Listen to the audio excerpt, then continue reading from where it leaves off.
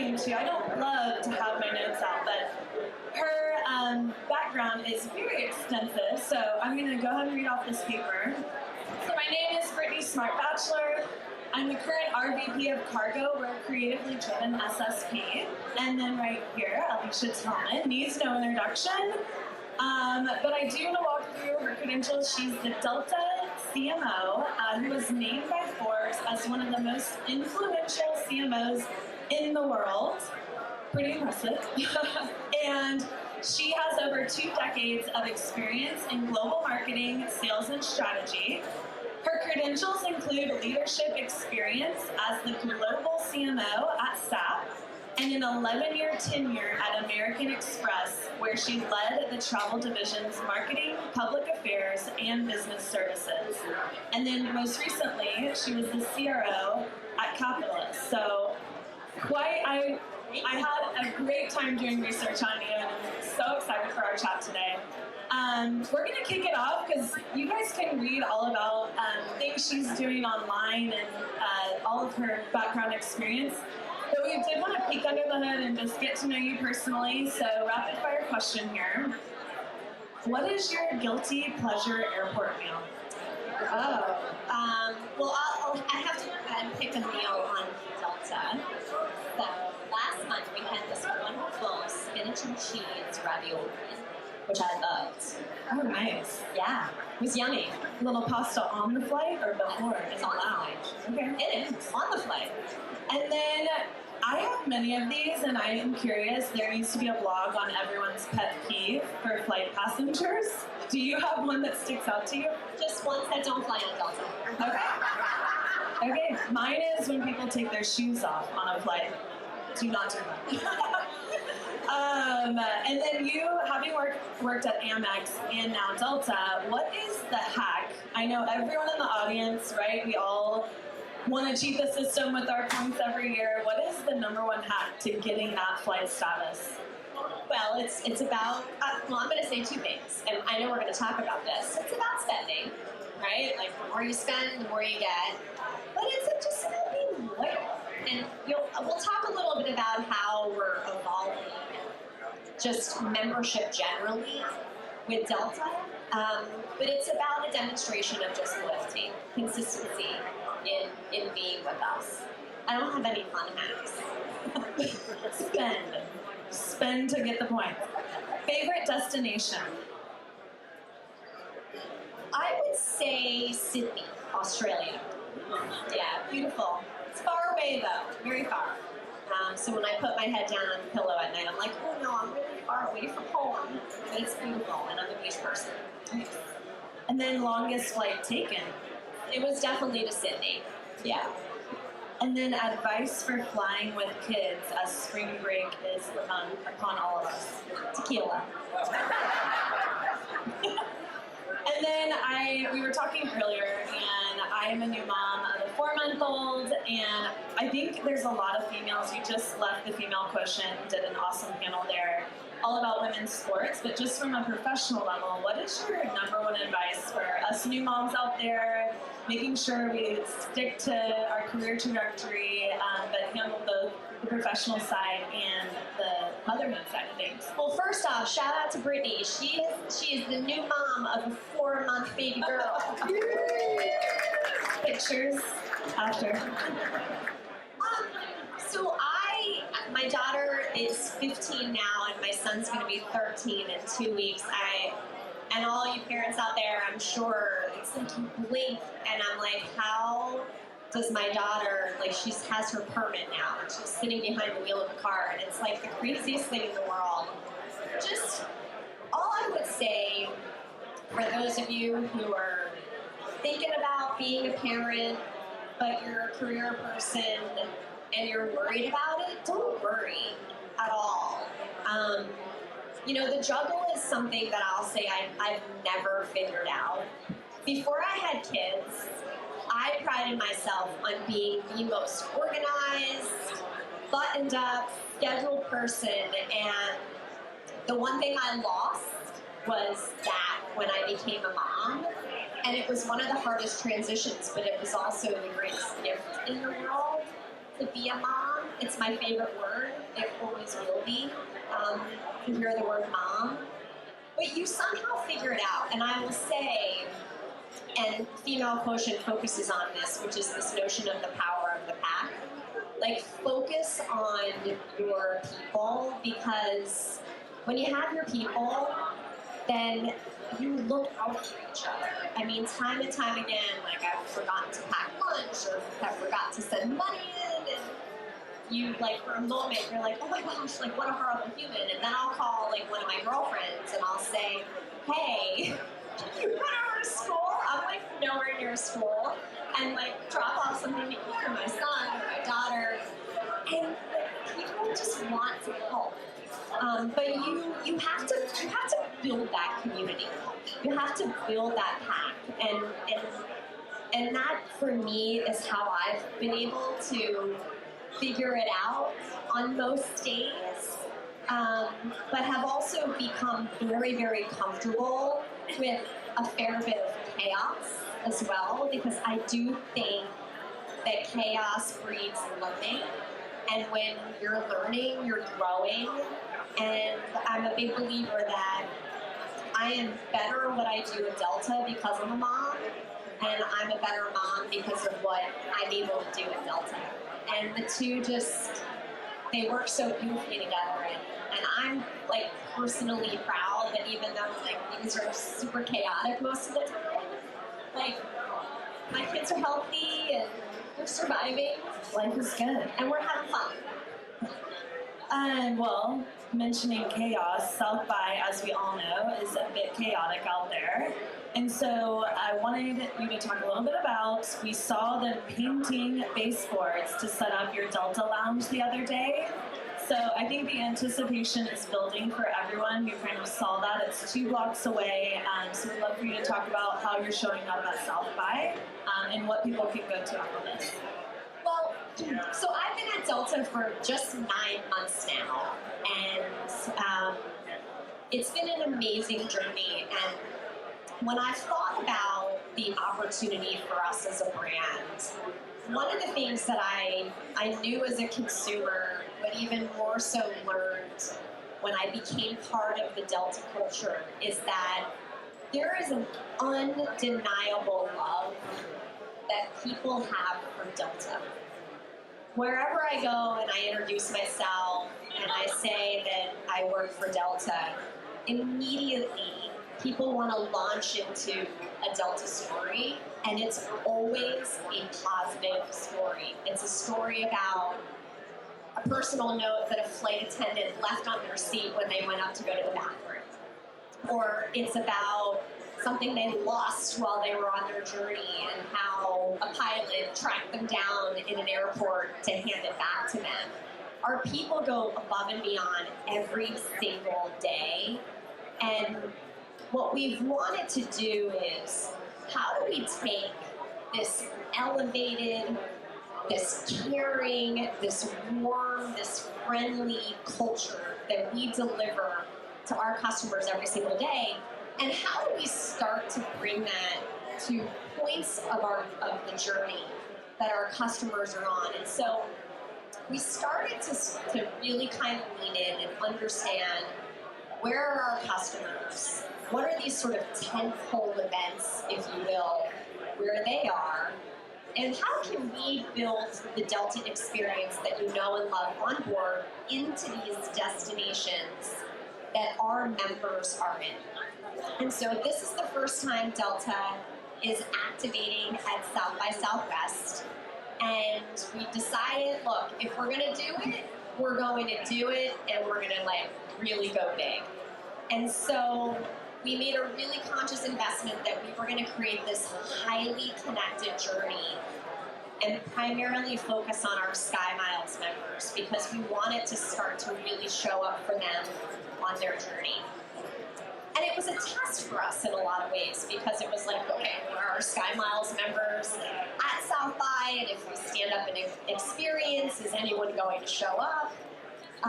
And so we said, okay, we have a fair sense that there's a lot of members here. And in knowing so, let's make it the craziest, most exclusive premium experience ever.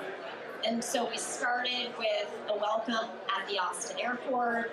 We connected it to expedited access if you have a South by badge, to a beautiful community mural that we're doing because we want to give access to our members also to be able to contribute in the communities that they're showing up in, to then what is our Delta Lounge experience, which is just a couple of blocks away. And we partner together with a lot of great brands, a lot of great influencers, and we built all of these marquee experiences in our lounge throughout this week, and then it takes you all the way through the music festival. And it's been amazing. Like, we did free sign-ups for our experiences. Like, they were selling out within an hour. I don't like lines. We have a lot of lines right now, but if you've stood in a line, we are committing. You will not stand in line for longer than 20 minutes. You're getting in. Even if there's no space inside, we're getting you inside. It's worth it. We have a beautiful Epicurean experience from a food perspective that we've built. We have late night DJs. We have all these amazing experiences. We had Issa Rae that opened for us the other night. We have Carmelo Anthony with his whole wine tasting. We have just experience after experience. We have exclusive merchandise. We have a limited edition Delta trading card that we're offering to everyone. And so we're doing this because the generations that are coming into our workforce, how they attach themselves to brands is based on the quality of the emotional experience that brands build for them. And this is what we wanted to build, and so far, it's working. It is working, because I was in line, long line, for my badge, and everyone was like, oh, you didn't get at the airport?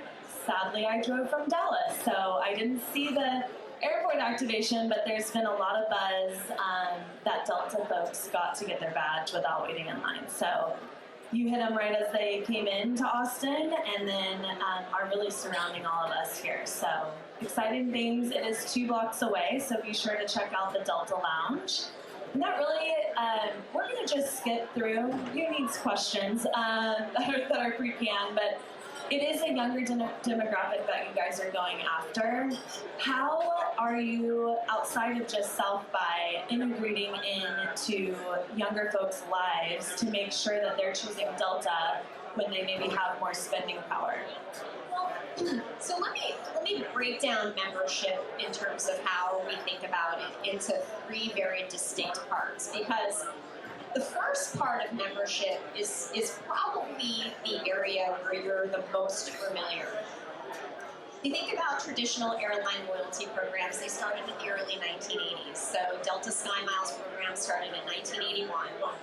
And from an academic perspective, airline loyalty is a very traditional spend and get model, right? You spend money and then you get something in return. And from an airline perspective, typically what you earn are points that are redeemed for upgrades, future travel certificates, and then some of the more recent innovations are things like entrance into lounges, airport lounges. In our case, it's the Sky Clubs.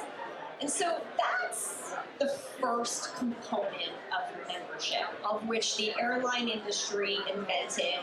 And we have a constant innovation that we are driving towards to make sure that those benefits in that core program are constantly being reevaluated, refreshed, but then all of our travelers are staying top of mind in that. The second is a newer venture for us, and that is what we call our personalized content experience. And that is where we are partnering with key brands that we know our consumers love. So think Paramount Plus, Walmart Plus, Atlas Obscura, New York Times Games, T-Mobile, to name a few. And we've come together with these brands to bring our travelers personalized content that you access while you're both on board with us as well as on your personal device. And that is going to be an evolution of how we think about working with great brands, and how do we bring unique content from those brands to all of you as customers. And so think personalized content and an ongoing evolution of that. The third piece, which is our newest venture, is experiential benefits. And so South by is a great example of that. You have to be a SkyMiles member to access anything and everything that Delta is doing here. You can sign up to be a SkyMiles member anytime you want to. Our ability to attract you is going to be based on the quality of our benefits. And so we ventured into experiential right before the holiday season last year, where we started to kind of test some retail components. We opened up what we called the window seat shop at Terminal 4 in JFK, right before the Thanksgiving holiday season kicked off. And we curated from local artisans, from Delta priority destinations all over the world, various products. And they ranged in price from $10 to $2,500. So think beautiful pottery from Sao Paulo, or we had this beautiful elixir making kit that we sourced from Spain. And we displayed all of these products in a retail pop-up. And we also did some experiential packages with some of our core partners. So we had a New York Knicks pregame shoot-around, followed by courtside seats, and then a coveted dinner reservation at Kargo in New York afterwards. And that ranged on the high end. We sold out of every product in the first 72 hours. It wasn't like a Delta bowl. No Delta. No logo. You're really integrating in the lifestyle of people. And you know that everybody wants to be creative when you do gift shopping for friends and family, but who has that time? And so we partnered with just beautiful artisans from all over the world to bring you the best of what destinations around the world have to offer. And so we kind of took the stress out of the holiday season. We offered a series of gifts at a variety of price points, and it proved to us that they've sold. And so we're going to have the window seat shop again. I'll also be the first to say here that we're also going to have, and we have it here in our lounge if you stop by, we have an exclusive, new, only to be seen at South by Delta merchandise line, and then we're working on sort of a bigger merchandise strategy for Delta here that's going to come out later this year. And so we're testing all of these things that really enable us to sort of build these adjacency benefits, if you will, that really work to benefit our customers, but doing it in ways that particularly Gen Z in particular is leaning into. They want experiential, they want more emotional types of benefits that they can attach themselves to that are a signal of how we feel about their loyalty. And you're going to start to see more and more of that for us, but you'll also see things that we'll introduce that are still, though, very connected into sort of that traveler journey, but is more kind of destination focused. We want to be where you are, enabling you access to experiences with the same warm, caring, and elevated approach that you get from us when you fly on board Delta. So I think we all do need to remember she's only been at Delta for 9 months, and you have an amazing roster of the events that you're doing. I think for the measurement folks in the audience, it sounds amazing and like a no-brainer, but we're in the business of measuring everything. So how are you guys making sure that lifestyle, you are becoming a lifestyle brand? What's the KPI for that? Yeah, this is a fabulous question. Otherwise, it's like money flying and like open up the windows and just throw it out.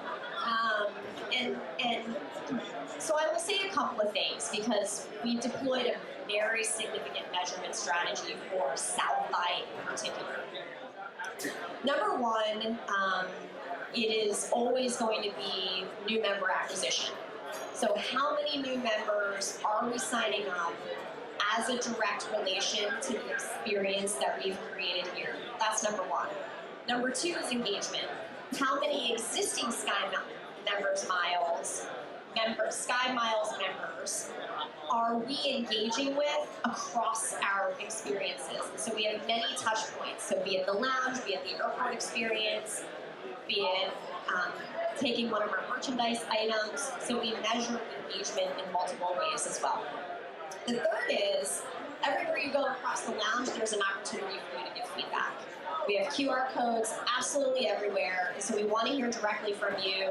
Is this working? Is it not? Does it allow you to think about Delta in a bigger, more different way? And does it help you in your focus around loyalty to our brand? So we want that sort of open-ended feedback as well. And then the other thing that we look at as well is brand partner engagement. So, for example, every afternoon in our lounge we have what is called the Starbucks Magic Hour. And this is where Starbucks is bringing, and they're a huge partner of ours, they are curating a special coffee drink just for Delta Lounge participants that you can find in our lounge. And we give you the ability to link your Starbucks account to your Delta Sky Miles account. And so for every dollar you spend at Starbucks, you earn a Delta MQD point, which is part of our loyalty program. And so we measure attachment to brand partners as well, because one of the things that we've learned through our members is loyalty to us as Delta is also about what kind of access we bring our members to other brands that are a healthy part of their ecosystem as well. And so if you think of brands like Starbucks, or I mentioned Paramount Plus as an example, or T-Mobile, we want to make sure that we're creating these linkages. Spend is always going to be an anchor of linkage, but it's also how do we introduce you to products, to experiences, to services, because this is an anchor also in helping to drive loyalty, to enable our members to begin to kind of see Delta leaning in on things that are also as important on their journey or in their destination as much as the traditional airline benefits are as well. Well, you're certainly innovating from an experiential perspective.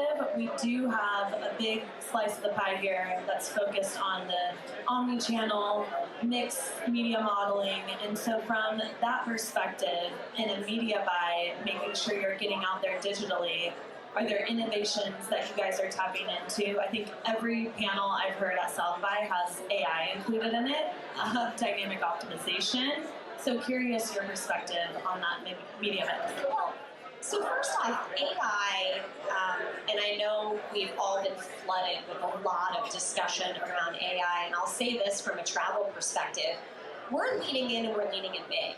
And we're leaning in areas that we are not presently offering today that AI can help us even expand our value proposition. So very specific travel destination information to aid in the booking process. We have so many behavioral traits that we see from our customers when they're searching, what they're searching for. We can see, okay, this time every year it must be spring break for the kids, because same time every year they're online, they start searching and they're looking at the same week every year. We can see what they're searching for. We're going to start serving them content based upon their search to help them make decisions. Because oftentimes when we see them abandon a booking process, it's because they're indecisive, they're not sure between one destination or the other. So think of a world where AI is immediately, when they see your search, packaging up destination-specific information about activities and shopping and hotels and places to eat and things of interest, museums, things to do, activities, and immediately within seconds, as you're in the search process, you're served up content that helps you understand that destination more. We don't do that today. this is what AI has an ability to help us with. And so that's the one thing that I'll say about AI, because I think it is, from a travel perspective, it is going to be very significant in helping to support our customers, aid in what they want to do, where they want to go. The other thing I'll say that we're going to lean in on is virtual reality. That is something that is trending significantly to the Gen Z population. People today, especially kids, I mean, if you think of Gen Z, you've got 12 to 26-year-olds. They're dreaming, they're believing. Some of them, they're not necessarily wanting to get on the airplane right now. They're thinking about it from a virtual perspective. We're going to give them that.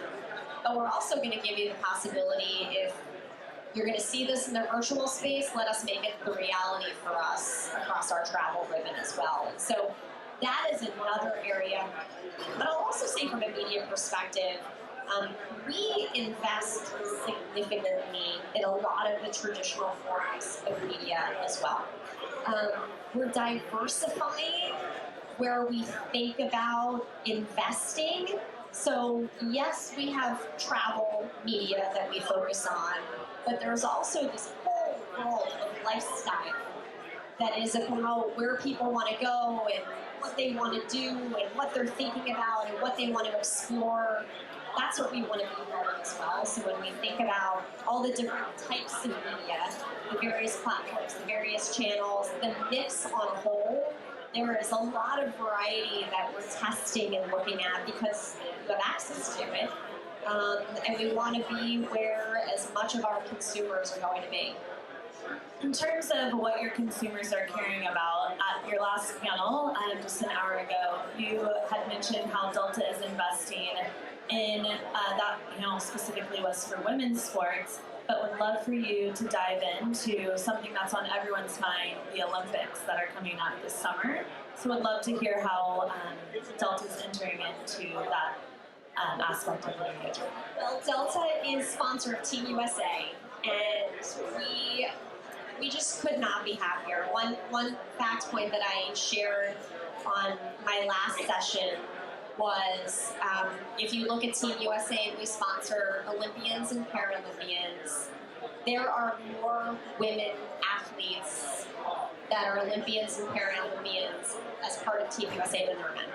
It is an extraordinary fact point, and we invest in Team USA because of really what it represents. And I've often been a believer, and we have been as a brand, that there's no better symbol of patriotism than what the Olympics and Paralympics represent. It's interesting, when we were contemplating our sponsorship, in a lot of ways it was a no-brainer. On the other, it's like, okay, well, let's dig in. You know, are people invested in a particular sport or particular athlete? What is it when us as consumers, what do we lean into as it relates to the Olympics? People love just simply watching the medal counts. Every morning we wake up and we're scrambling to say, okay, like, where's the U.S. and the overall medal count? Because yes, we have favorite athletes, yes, we have favorite sports, but the thing that's really important to us, especially in the year that we're sitting in now, which is a presidential year, and it's going to be, you know, and already is a hugely divided year, to be able to be in an Olympic year, because oftentimes during a presidential year, there's a lot of anxiety that's going to start to happen in the second half around consumer spending, because Americans are unclear, you know, which way is it going to go from a presidential race perspective. So they start to hunker down on spend in particular. The other thing they start to do is they start to believe that the public sector has failed them, and so they start to turn to the private sector. And so that's when brands really need to emerge, and need to emerge pretty clearly. You need to have a voice, you need to be focused on your consumer, you need to be creating a sense of stability, you need to be fostering a sense of camaraderie and collaboration. And there is no better than the Olympics and the Paralympics and Team USA to be able to bring that moment to the forefront, which I think is going to be so exciting for us this year.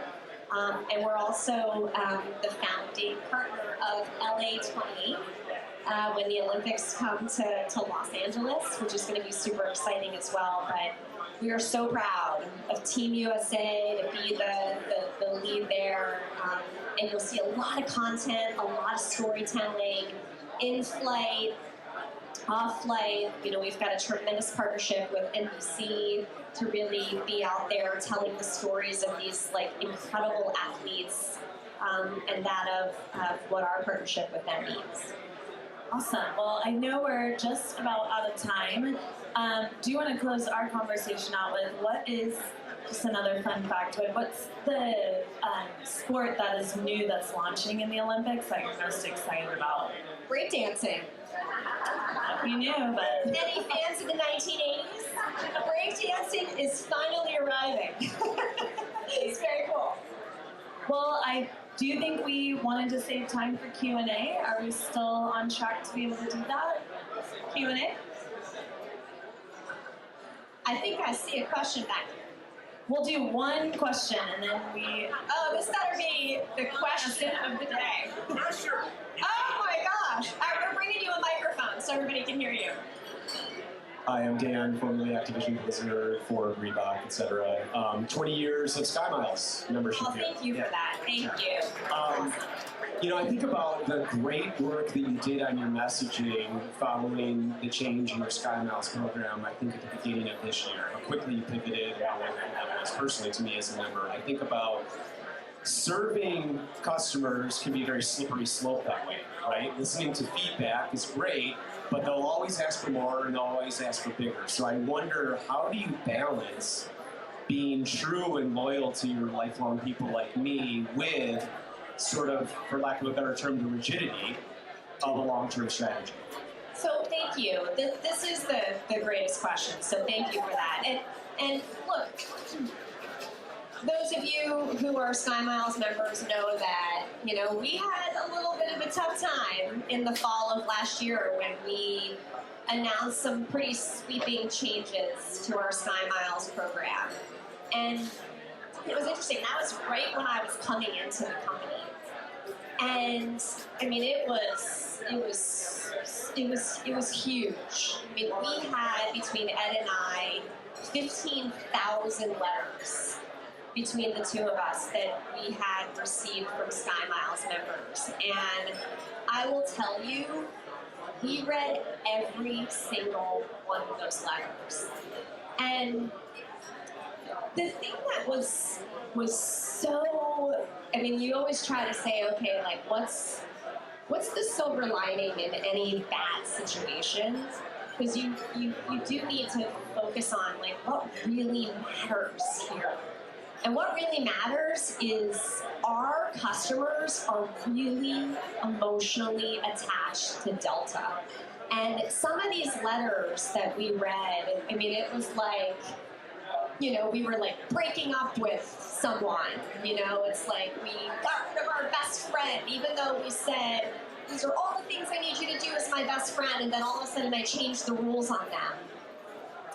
And it was emotional for us internally, you know, as a brand that truly deeply cares about every single one of our customers. Like, we thought like long and hard. And the first thing that we thought about doing is, not only did we need to make changes to the changes that we had made, but we had to own it. We had to own it, and we had to say, number one, we didn't do right here, and we're going to fix it. And number two, we're going to be super transparent about what we did, how we did it, why we did it, what we're going to change, and also, frankly, what we need to do together. And that's also what really matters in a really healthy relationship.